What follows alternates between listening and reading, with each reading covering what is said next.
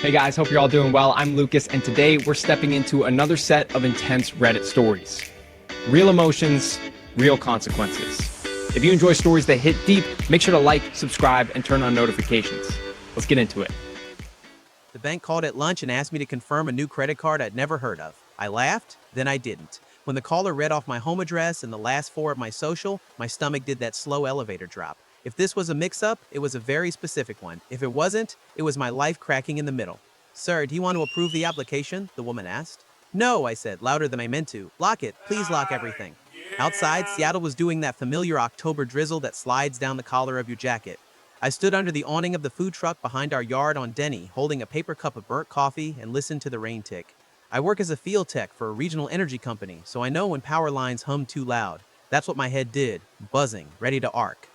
I called the bank back, then another number, then I walked 2 blocks to check our mailbox. Our tiny metal box was full, and I hate that about myself that I hadn't checked it in a week. 2 envelopes were thick and official.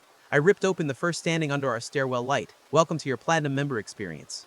The second listed my name and an account I never opened, approved with my email but not my phone. There was a third envelope further back, wedged like it wanted to be forgotten. It was addressed to Rachel. I didn't open it, not yet.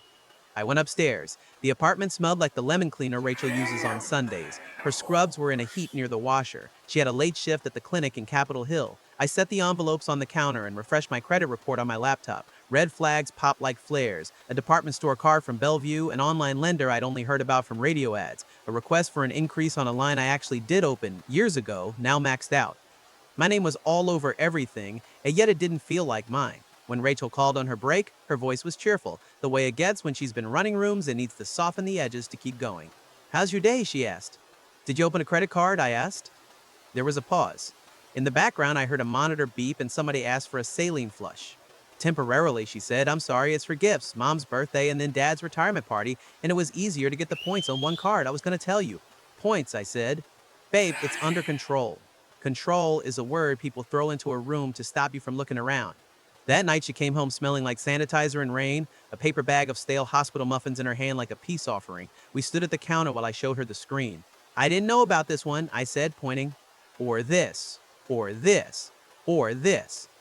Do you want me to cancel them?" She reached for my hand, and I pulled it back without thinking, which lit something wounded in her eyes. "Don't be dramatic, Ethan." "I'm not being dramatic," I said. "I'm being billed." She kissed my cheek. "I'm sorry, let me handle it. I'll fix it by the weekend."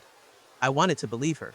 We've always been we, not me. When we got married, we put everything in the same pot. We split chores and built a life that seemed to march in time with the city's rain. Rachel works hard, harder than me some days. Her feet ache, her hands shake when she tries to frost a brownie on Friday nights. She keeps a little notebook on the fridge with check marks for meals and bills and birthdays, and she likes rules, which is why the word control sat so neatly in her mouth.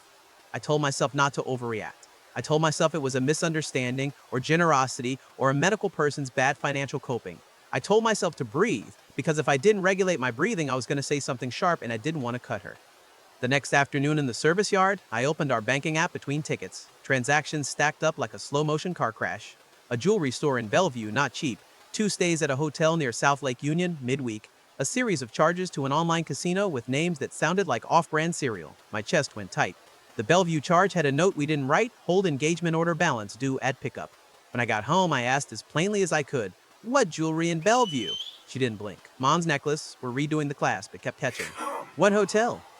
"Trainee conference," she said. "I told you, but maybe you forgot. 2 nights, long lectures." "What casino?" She laughed, but it wasn't a true laugh. "Oh my God, you think I gamble now, Ethan?" "I don't know what you do," I said, and the honesty of it hurt both of us. She touched my shoulder. "It's okay, I get it. I shouldn't have surprised you. I'll clean it up."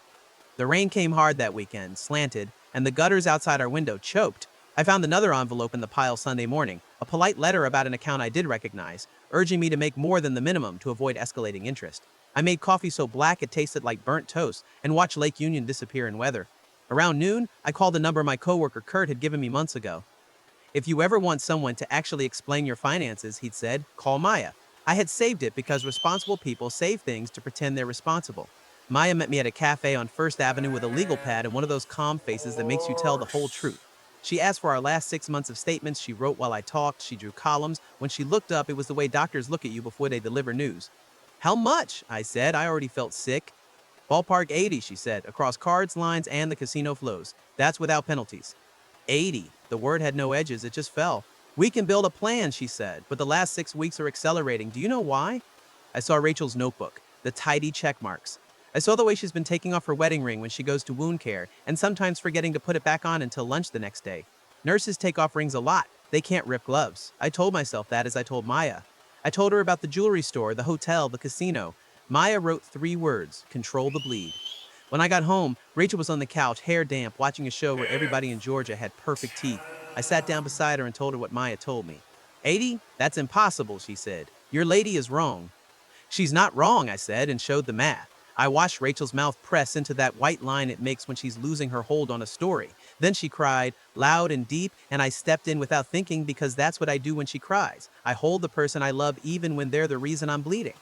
I borrowed from Michael, she said into my shirt. I didn't know how to tell you. He was starting a food truck and he had to put a deposit on the commissary kitchen and he said he'd pay me back in a month. Her brother, of course. Michael has always been a puppy running after cars. This week it's a food truck, next week it's a craft kombucha brand, the week after he's gone to Reno to figure out his spirit. He's funny and kind and he has a talent for not finishing anything. You gave him $80,000, I said. I didn't shout, not yet. It wasn't all at once, she said. And then it snowballed and I thought if I could just get ahead. You asked me for $400 last week to fix the dryer. It's different, she said, tears bright again. He's my family. I am your family, I said. I could hear myself, and I sounded like a man trying to hold a door against a flood. I'll pay it back, she said. I swear, I'll pick up extra shifts. I'll sell the jewelry. We'll sell the car. We're not pawning our life, I said. We're stopping the bleed. She nodded, small like a child. Okay, I'm sorry. I'm so sorry. I wanted to believe that story because it had clean edges. Michael is a mess, so of course he's a black hole for money. Of course Rachel, whose heart is too big, would think she could fill it with dollars. That night I slept beside her and listened to the city hiss against our windows and counted backwards from 100 when the fear crowded in. 3 days later, I went to the mailbox on my way out and found a letter from a bank I didn't recognize addressed to Rachel. This time I opened it. It was about a cash advance pattern. There were dates. Then, stapled behind it, an account activity summary with transfers to a Venmo username I didn't know. 11 payments over 11 months. Every memo said the same thing. For rent. When you live with someone a long time, you start to see their shadows before they do. Her shadows had been telling on her all along, but I'd called them weather. The week she said she stayed late, she came home with her hair curled the wrong way for a hospital cap. The hotel charge lined up with the night she said her car died and she had to sleep in the break room. And there was the smell on her hoodie once, not perfume, but a household laundry detergent that wasn't ours, not lemon or rain, something like sea salt. The details that don't fit are the ones you learn to excuse to stay warm. I looked up the Venmo handle. The profile picture was a bridge at sunset. The first name on the account was Logan. I waited at the window like a dog, and when she came in, I had the paper in my hand. What is this? I asked. She didn't even pretend not to know what I meant. She sat down slow at the counter stool like she'd been shot in the soft part of the leg. He needed help, she said. Who? I asked. Say his name so I don't have to. She lifted her eyes to mine and told me something I think she'd prepared days ago. Logan, from before. We dated before you. He moved up here and he was trying to start over and he had issues. He was going to lose his place. He said he would pay me back. He said he was in AA. He said he just needed a little stability. You paid his rent for a year. I didn't mean for it to go that long, she said. He kept saying next month would be different. Did you sleep with him? My voice shook. I hated that. I sounded like a cliche, and yet it was the only sentence left. She flinched. I didn't want to hurt you. That's not an answer. She closed her eyes like a child taking a shot. Yes, she said. It was stupid. It was a mistake. I was lonely, and he showed up at my lunch and said all the words that used to work on me. It wasn't love. It was, I don't know what it was. I thought I could fix 2 people at once. I felt my heart step back from my ribs and fold its arms. And the casino? What were you fixing there? That was trying to fix the money, she said. Don't look at me like that. It got out of hand. $80,000 out of hand, I said. She pushed hair behind her ear, the way she does when she's about to beg. I can make this right. Give me a chance to pay it back. I'll work doubles. I'll sell everything. I'll move to the spare room if you want. Don't end us over a mistake. I didn't end us, I said. You did. We went quiet at the same time, like someone cut the line to the building. Rachel stared at her hands. I stared at the receipt printout. The rain started again, heavier. Somewhere under us, our downstairs neighbor's dog barked twice and then gave up. The next morning, I called the bank and asked how to remove an authorized user from a joint line. The woman walked me through a script and my hands shook on the keypad anyway. I froze my credit. I set alerts that would buzz my phone like hornets if anything moved. I called Maya and told her the truth this time, not the story about her brother's food truck. I asked her to meet us both at the branch to help us sign some papers. I used the words Rachel understood. We're signing papers? She asked that night, wary but relieved. We are, I said, tomorrow at 10. The branch sat on a corner in South Lake Union, all glass and plants in white pots trying to make money feel gentle. Maya was already there, her legal pad ready. Rachel wore her hair down in the gray cardigan she always wears when she wants to seem small. We shook hands with a man in a blue suit who said, "Folks," a lot, and led us into a small room with a screen. "Before we sign anything," I said, "I want to show you both something." I slid the stapled packet across. The room changed temperature. Rachel didn't reach for it. The blue suit did, curious, and then he decided he had to check on something and left us alone because people who work with money can smell what's about to happen. "Make me say it," I said. "I want you to make me hear it from your mouth in a room with fluorescent lights and a person who doesn't care if we cry." Her face went the color of paper. "I'm sorry," she said, and her voice was the smallest I've ever heard it. "I sent money to Logan for his rent. I slept with him. It was wrong." Maya didn't flinch. She wrote 2 lines on her pad and slid a different set of papers in front of me. "These will close the joint cards," she said softly. "This removes her as an authorized user on the line in your name. This establishes a separate account for household expenses that requires both signatures." Rachel's hands fluttered in her lap like trapped birds. "Ethan, please," she said. "Don't do this like I'm a stranger." "I don't know who you are," I said, and that was the part that cracked me open, not the debt or even the sex, but the way an entire person can turn into a stranger while they make coffee in your kitchen. I'm protecting what's left of me. She reached for the paper. I pulled it back and signed. The pen shook once and then steadied. I blocked her card on the app. I watched the icon turn gray like a little funeral. My hands felt like mine again. Outside the bank, the rain quit, the way it does in Seattle, like it's just bored for a minute. We stood under a sky that couldn't make up its mind and tried to be people. Rachel cried again, and this time I didn't move toward her. She wiped her face with the sleeve of her cardigan and nodded, the kind of nod you give a nurse when she says it'll sting. "Give me a month," she said. "1 month to show you." "No," I said, "no more loans." She walked away up the block like a woman learning to carry her own bones. I watched her go and then went home to pack a small bag. I didn't leave Seattle. I just moved 6 blocks west into a narrow place with a view of the water if you leaned out the window and turned your head. The landlord didn't ask too many questions because he lived above a bar and knew better. I slept on a futon the first week, and then I bought a bed when Maya called and said my score had stopped bleeding. The city is different when you're alone. You notice the light.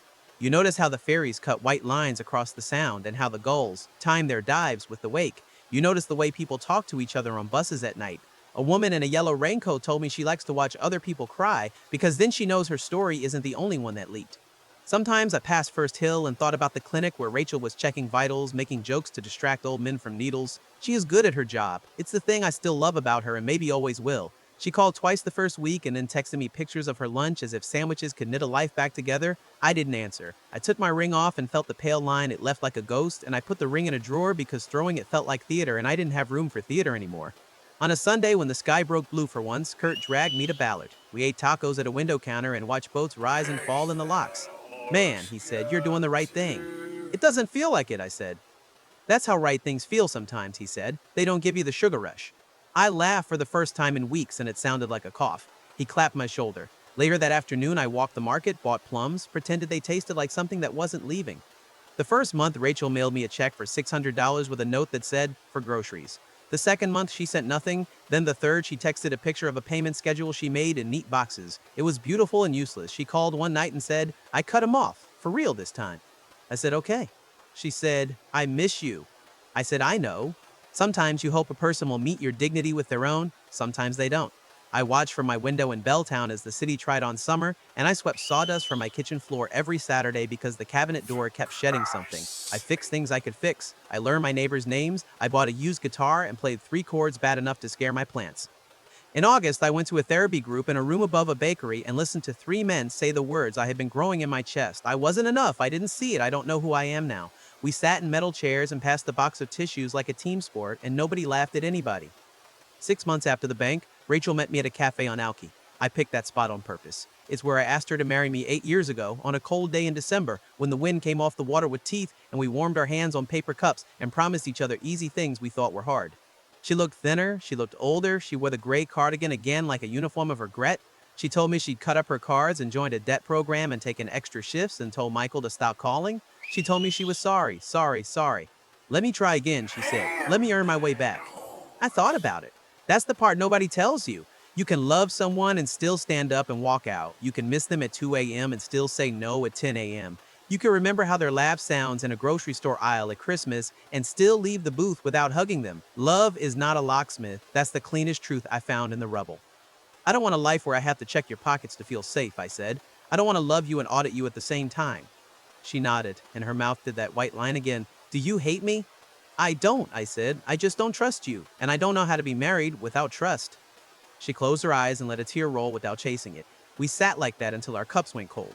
When she stood, she touched the table with two fingers like blessing it, and then she walked down the beach until she was just another woman with the Seattle sky in her hair. I went home to my small place and opened the window. The air came in like a new rule. The sound was a sheet of hammered tin. A fairy pushed through it slow and stubborn. I took the ring from the drawer and looked at it and then put it back because you don't have to do anything dramatic to make a decision real. Sometimes making dinner is enough. Sometimes paying a bill is a vow. 3 weeks later, a letter came addressed to me alone. The bank thanked me for my prompt response. They liked the way my accounts looked. They wanted to offer me points. I threw it out. I bought a plant and kept it alive. I woke up one morning in late fall and realized I had slept 7 hours without dreaming of hotels. I still see Rachel sometimes. Seattle is small. Once she was across the street waiting to cross, her hair in a knot, her hand empty. She didn't see me. I watched the walk sign blink and my chest did the old elevator drop and then it stopped, and that was new. The stopping. It felt like a door closing in a quiet room. People think the moral of stories like mine is about money, about how to guard your identity or your credit score, about points and budgets and lines of defense. It's not. It's about the currency you don't get back. I can make more dollars. I cannot make another first blind trust at a kitchen table on a Tuesday. You learn to count the things you didn't know were rare. You learn to count yourself. There's a view from my window if you lean. The kind of view realtors write into ads like it's a personality trait. On clear days, the mountains sit there like a promise you haven't claimed yet. The other night, I stood there with a bowl of reheated soup and watched lights move across the dark water one by one. I said it aloud because saying it made it harder to take back. Debt can be paid, trust can't. Do you think there's a price where lost trust ever balances out, or is that one number that never adds up? If someone you love tapped your savings of faith and never made a deposit back, would you stay and keep lending? If this hit home, stick around. I've got more to say, and it helps to say it to people who get it.